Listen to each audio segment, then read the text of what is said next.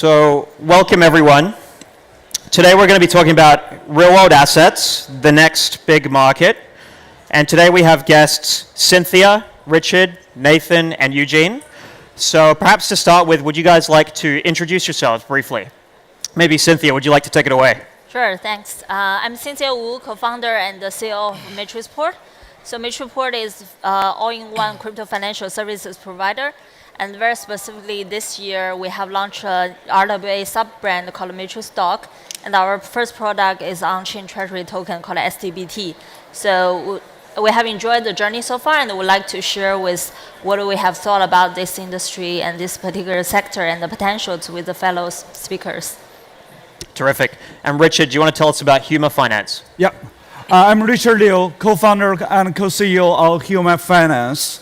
And we are a generic real-world asset protocol. We build in such a way that we can support all kinds of use cases, but we focus on private credit, particularly about receivables for different fintech companies use their borrow against their receivables.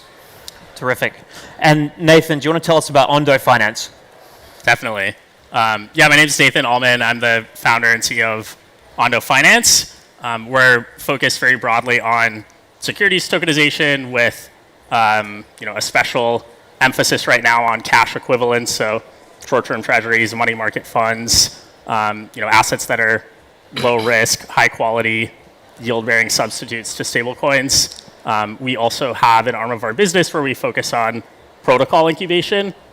We think that compatibility with on-chain finance, effectively DeFi, is one of the main purposes for asset tokenization in the first place. So we built Flux Finance, which is basically a treasuries repo marketplace on-chain to demonstrate some of that utility. Yeah, so there's, of course, Flux Finance. And Eugene, tell us about OpenEden. Hey, hi. Hi, guys.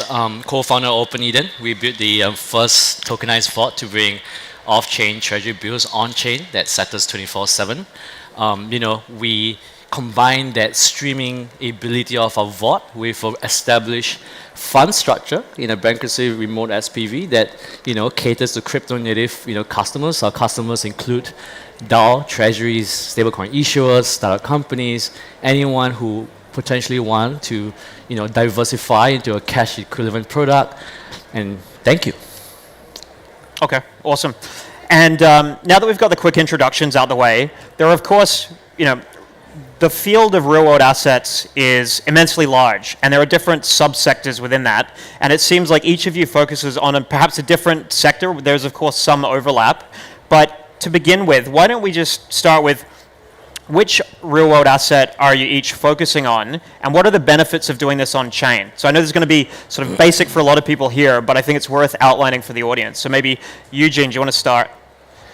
Yeah, I guess, with us, it's, tokenization is not a new concept. Tokenization has been around for quite a while now, but I guess it's the environment that we're in. And the analogy I give to people is, you're at pets.com, which is a great idea, but it's not the right place, right time for a product like that. I think the real benefit is really cutting through, and I think my peers here would agree, is cutting through the number of intermediaries and streamlining that process of tokenization. And that's going to cut down transaction costs. It's going to create efficiencies. And that's really the beauty of blockchain. You can use smart contracts, blockchain for KYC, AML. You can use it for tokenizing. The second really is democratizing access. With tokenization, for private credit, imagine this, a Vietnamese fishing pond tokenized and selling that to somebody in London, UK. I mean, that's possible with tokenization. And the third thing, transparency. I mean, with a tokenized product, you do not have to trust your Goldman Sachs or HSBC banking statement just because they tell you that you have X amount of dollars. And there's obviously a lot of shadow banking in today's market, but tokenization is a source of truth on the ledger that you can actually verify. So those are the clear and benefits of tokenization of real world assets. Very good. So I'm hearing cost reduction, efficiencies, cutting out middlemen. Richard, you do, of course, a slightly different asset class among real-world assets. Do you notice anything different? Like, is there a reason you chose that asset class and maybe some different benefits that you've noticed, or would you say it's broadly consistent? Yeah, I would say we focus on private credit, particular receivables. Think about almost all the fintech companies or supply chain companies, they have receivables. Meanwhile, they also need working capital or operational capital. Where do they get it? And in real world, a lot of them, they do supply chain financing, receivable financing. But especially if you are working for a emerging technology, especially today, you look at our company, ARF, our partner. They enable all the cross-border remittance companies to achieve instant settlement. That's what blockchain does its best. But even they have difficulty to get a lot of liquidities, but these are very, very high quality receivables. If you can tokenize the receivables with all the benefits that Eugene already mentioned, that you will enable them to access a lot of global capital from different parts, and you were able to enable these new emerging fintech companies to grow a lot faster and enable new innovations. So we feel very, very excited about receivables of private credit. The market is huge, 1.5 trillion, and the value creation is very, very high. Every loan I originated to a business is enable that business to go faster, drive the world forward. Feel excited for it. Okay, very good. I think great points there. Nathan, you guys with Ondo and building Flux protocol have really taken advantage of interoperability. That's something that we haven't quite touched on yet, but would you say that's one of the other, I guess, important aspects of doing this on chain? You know, you can permeate the real world assets or at least use them to collateralize other DeFi protocols. Definitely, that's a huge focus for us. You know, as Eugene mentioned, securities tokenization has been around for a long time. I mean, there was a big push in 2018 for STOs, and I think until pretty recently, it's been kind of a lot of innovation theater. I mean, necessarily as a stepping stone, but you know, it's been a practice of investors taking delivery of some asset, some security on a blockchain, holding it to maturity, not doing anything with it. Like, yeah, great, we tokenized it. So you know, there's really two main practical benefits that we've identified for tokenization. You know, one is 24/7 global peer-to-peer transferability on a real-time basis. I think that's mostly only valuable for money-like assets, for cash equivalents. I mean, there's demonstrated demand from stablecoins for that benefit, but I don't think for Apple stock or private credit or something like that, you know, we need that 24/7 global transferability. So the other main benefit that I see is, you know, use in DeFi, which mostly means using tokenized assets as collateral for lending protocols, derivatives protocols, et cetera. And, you know, I think the best collateral for those sorts of activities is collateral that's highly liquid. And so because of that, we're pretty focused on public securities as, you know, the next big items in our roadmap. Yeah. Yep. No, I think very good points. Cynthia, it hasn't been smoothly digested throughout the traditional finance world, the idea of tokenizing and putting assets on the blockchain. And so there are counter-arguments. What are the counter-arguments that you typically might hear from people in traditional finance circles around, you know, there's often rolled eyes. Why do we need a blockchain for this? How would you characterize or describe those counter-arguments against putting these assets on chain? Yeah, I think tokenization is it's a means to the ends, right? The ends is, like Eugene said, is the enhancement of efficiency, right? That lower the cost of issuing that asset and lower the cost of circulating, distributing that asset, and also enhance the underlying transparency of that asset, right? Because now you can bring in real-time or daily proof of reserve by third party to verify the underlying, the tokenization asset match the underlying. So I think there's a lot of benefit of bringing the asset on chain. And also, I think what we've been building in the past few years in DeFi is actually a more seamless, interoperable financial infrastructure. And that's, I guess, my personal belief is that this financial infrastructure in the coming years is going to very much disrupt and replace the incumbent financial infrastructure because it's a lower cost, it is more open and more inclusive. So I think what's needed on this blockchain, on this network, is more diverse asset and high quality asset. Currently, we already have a lot of native assets being traded and being transferred on in this financial infrastructure. But if we can bring in a lot of high quality and diverse asset from the real world by tokenization, I think the power to unleash the potential of our current financial infrastructure is going to be much more powerful. Okay, so enhanced liquidity, permeating kind of on a global network. Okay, that makes a lot of sense. There are, of course, challenges in the way we currently do things, though. So it's not necessarily easy to tokenize assets. Despite the large proliferation of T-bills on chain, I'm sure there was a lot of sweat and blood that went into that. So what are some of the challenges that came up as you were putting these assets on chain? Were there any that were expected, unexpected, and what other barriers, I guess, beyond that are you currently facing? Maybe Nathan, do you want to take that to start? Sure. Yeah. I mean, I think the biggest challenge that the whole securities tokenization space faces is liquidity. Yep. I think a lot of that stems from the asset choice that a lot have focused on, which are generally pretty illiquid assets. I think there's also a big cost in recreating liquidity in tokens that wrap assets that are already very highly liquid. And that's a little bit awkward. So we're working on some solutions that will bring traditional market liquidity from traditional exchanges on chain in a more native way.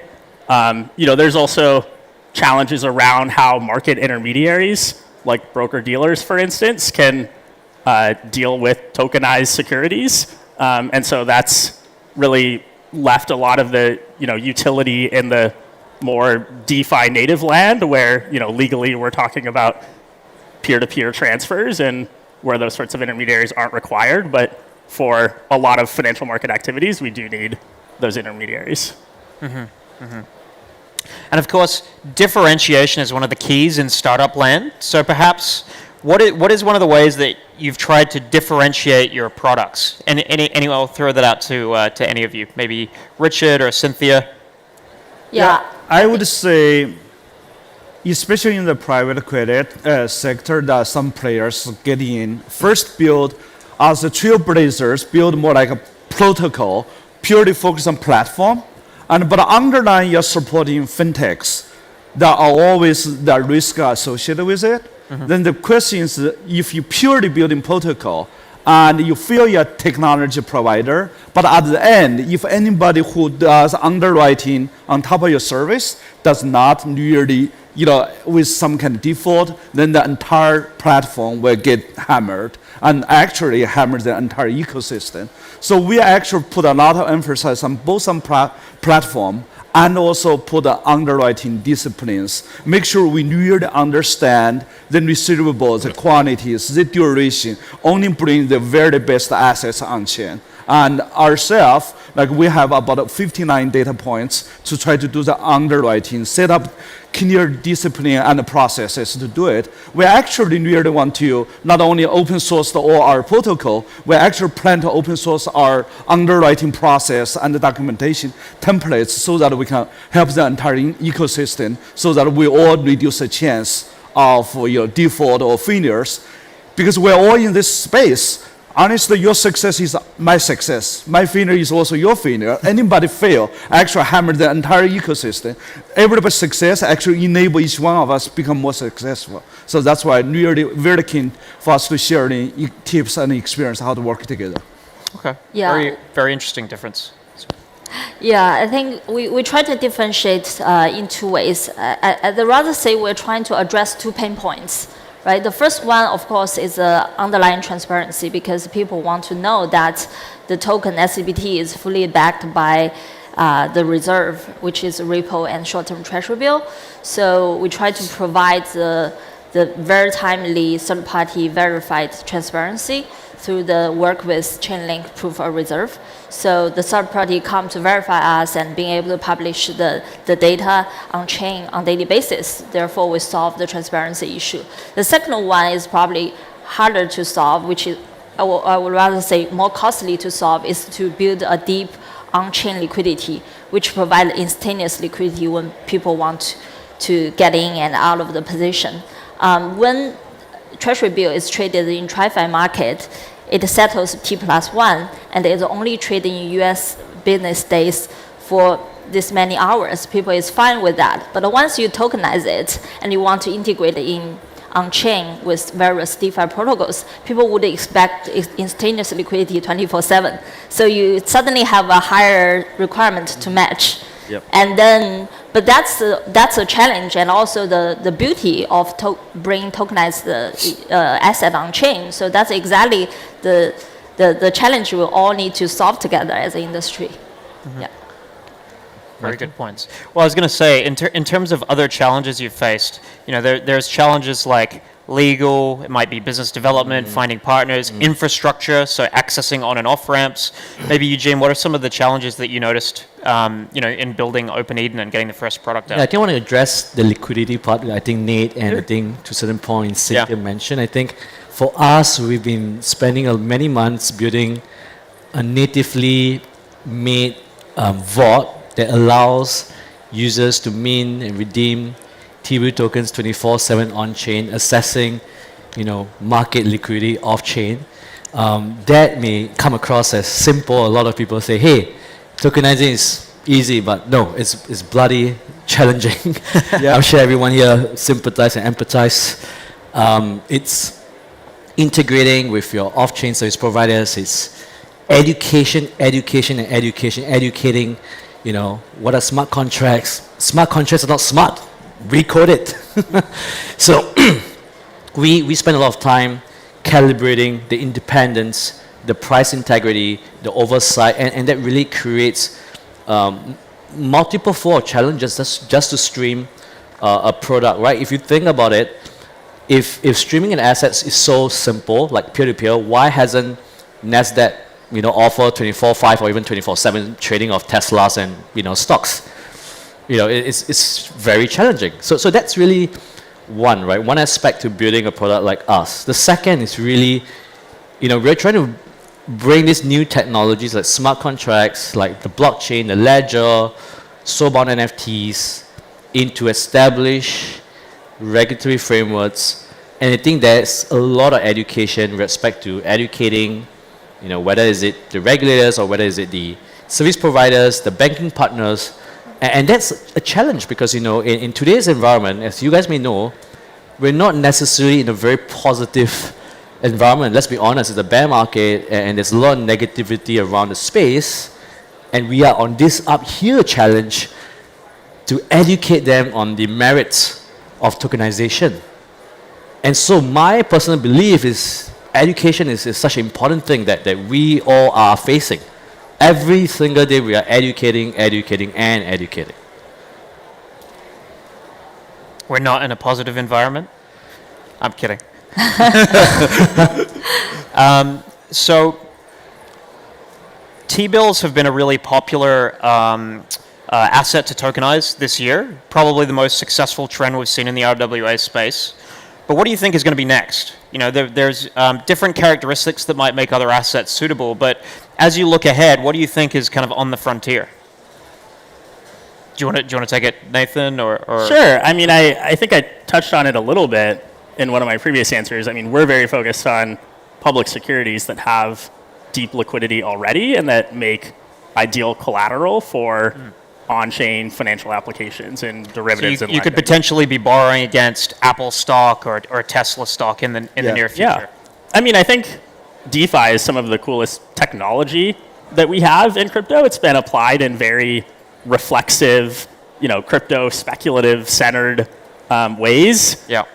But take Compound V2 for instance. It's a true peer-to-pool lending model where if you pledge collateral, that can actually be relent out and you get past the vast majority of that yield. Very analogous to securities lending traditionally, where if you're holding securities at a brokerage in a margin account, you're not typically getting past much or any of that yield onto you because there are a ton of intermediaries in the lend borrow chain between cash lenders, so like money market funds and borrowers at brokerages. So we're very focused on taking that sort of technology and helping it grow up a little bit in sort of more compliant ways and making it compatible with securities. Yep, that makes sense. What about supply chains? That's something that comes up quite a bit. Is that on your mind, Richard? No, for us, we focus more on private credit for crypto forward fintechs. So let me go a little bit deeper. What do I mean by that? So you think about some of the fintechs, they leverage blockchain, provide better product that traditional Web2 TradFi unable to provide. That is such as I mentioned earlier, ARF does the cross-border remittance instant settlement. Or some other things, you have Web3 companies need to access TradFi products such as business card, credit card, and they don't have access. Then some companies enable them using their stablecoin as backing for them to borrow, get credit card so that they can engage in real life. We are mostly excited about those companies who leverage blockchain at its best. And those companies, we believe we can structure the finance in such a way, make it high collateralized and with the quality to be very high. I think that's the best way for us to focus at this moment. Okay, very good point. In terms of the catalysts that are actually going to grow this space from here, what's really needed? What's kind of missing? And is there anything that you see that would grow this 10x? Cynthia, as you look out, is there anything that you think is kind of required or necessary to really supercharge the growth here? Yes, I think it goes back to the infrastructural support. This is a new asset class on chain, so compared to the native tokens, there need to be different considerations that put in place to support the real world asset, considering its on-chain liquidity situation and also its very deep off-chain liquidity. Yep. So for example, just to give an example, price oracles, right? For us to create more use cases for STBT in the DeFi ecosystem, we want it to be used as lending collateral, as a collateral for trading on the exchanges, on central exchanges and decentralized exchanges. And in many of that integrations would require a reliable price oracle to support. So I think those infrastructures, of course, I think each of us has been pushing the boundary and try to work with the service providers to make the tokenized RWA asset more usable, right, in the DeFi ecosystem. That makes a lot of sense. What about you, Eugene? Well, I really think it's I'll take this to my previous answer. I think it's still education. I think there's still a lot of misnomer, like for some DeFi is permissionless, no KYC. To some is it's peer-to-peer. I think it's a lot of education. I think to Cynthia's point, I think the infrastructure is still very nascent. For example, imagine this, right? Recently we opened a bank account. It took us like many months. I'm sure as a crypto native company, and is on-ramp something then that kind of stands out for you? Yeah, and imagine this, if you have think of this, right? If I think Cynthia, Nate, we do whitelisting for some of our products. Imagine this, if we can build a soul-bound NFT with ZK Sync, a layer of that, and allow our users, our wallets to simply interact with any other issuers. So it's akin to opening with one bank in a real world and having access to the dozens of banks, and that really allows anyone to equalize that that whole permissionless DeFi landscape that I think all of us are super excited. I think that's also the point about the maturity of the infrastructure that's missing, the oracles, the ZK Syncs, the different level of KYC and AML that is required to support this ecosystem. Until that's ready, I think we're going to be, slowly moving towards that critical mass. I think we're still so early. We're still like maybe a year away from critical mass. And I think that like stable coins when it started, it's sort of small, but over years they get the maturity and the understanding, and the user starts understanding what they are. And I think we're at that stage. Very good point. In terms of stablecoins at the moment, we've got about 140 billion in circulation. Most of that is US dollar denominated stablecoins. Do you think that the future of RWAs on chain, so real world assets on chain and tokenization, is this going to be dollarized, or is there room for other currencies? And is there any disagreement here? Is anyone who thinks it will be, and anyone who thinks it, wants to take the against bet? I can give it a try. You I go think first, if Cynthia. we have a lot of real world assets tokenized on chain, and I think that actually open the room for local currency stablecoin to grow. Yeah. The reason I say that is because once the asset goes very localized, for example, the Vietnamese motor loan, let's say, right? How many US based dollar-based investor are going to understand that market, that asset? Probably not many. But a lot of local investors might be very familiar with the risks, right? With the credit risk, with the counterparty risk, understand yield, and they're willing to invest with their local currency. So they actually create an opportunity venue for the local, to give a use case for local currency stablecoin. So there is room. Yes, I think the more local the asset class can go to, the more room for the local currency stablecoin to grow. And this kind of grow hand in hand. That makes sense. Local assets, local subject matter expertise. Yeah. Nathan, do you see it differently, or do you see it the same way? I don't really have a strong opinion, honestly. I mean, we're responsive to investor demand, and we haven't seen demand for anything other than, US dollar. backed, stablecoin-like instruments. I mean, there's a lot of theoretical work around, using DeFi for, FX markets. But I think we're pretty far away from seeing any of that get to commercially interesting scale. Yeah. Yeah, I mean, just the low-hanging fruit, I think overwhelmingly for us in the securities tokenization space is in, offering superior alternatives to the existing, as you mentioned, very large market of stable coins with, pretty material hidden, structural legal risks and, no yield passed to their users. So, we're pretty centrally focused on that for a while. Makes a lot of sense. With the last couple of minutes we've got left, maybe another question. A lot of DeFi hinges on permissionlessness. And of course, as we start to touch the real world, there are legal consequences and also other considerations. You might have to deal with institutions who need KYC or AML.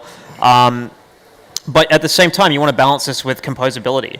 Do you see that the future of RWAs on chain needs to be permissionless or permissioned, or is it going to be a hybrid of both? Maybe Nathan, do you want to start with that one? Yeah, I mean, permissionlessness has certainly been a big part of the history of crypto and DeFi. I mean, I see a future of on-chain finance that is not very permissionless. I think there are, narrow exemptions here and there. I mean, with our latest product, for instance, USDY, USD Yield, it's a tokenized bearer note that's secured by treasuries, and we follow very specific but narrow regulatory exemptions that allow us to issue this asset in a form where it can trade on chain to investors who are not necessarily onboarded with Ondo, but that's certainly not how I see most securities tokenization going. I do think there's a lot of interesting work being done in kind of privacy preserving qualification checking, like proof via shared credentials, via KYC of non-US personhood, of accredited investor status, et cetera. So we're excited by some of that stuff as well.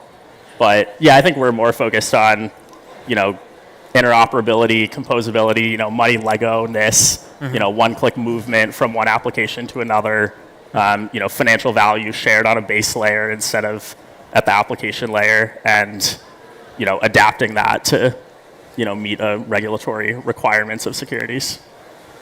Makes a lot of sense. Yeah, I agree with Nathan. I think DeFi, in my opinion, is infrastructure. So infrastructure should cater to different use cases. So the permission, it should be offer a varied levels of permissionless. Based on the user and their use kind of case. needs. Yeah. Exactly. Yeah. What we see, from because we deal with business across the world, and virtually everybody tell us, my local, for me to get the loan, I need to know where the money from because my local government requires me to provide such information. So we say RWA will be, except some special categories, will be permissioned from both lender and the borrower side. I think that will be a key differentiating from whatever established today's DeFi, which is a subsector of the future DeFi. And with RWA, that will have that KYC, QIB will be a key indicator. Okay, interesting. So it sounds like we see a hybrid future, but RWAs perhaps have their own sort of specific needs relative to other assets in DeFi.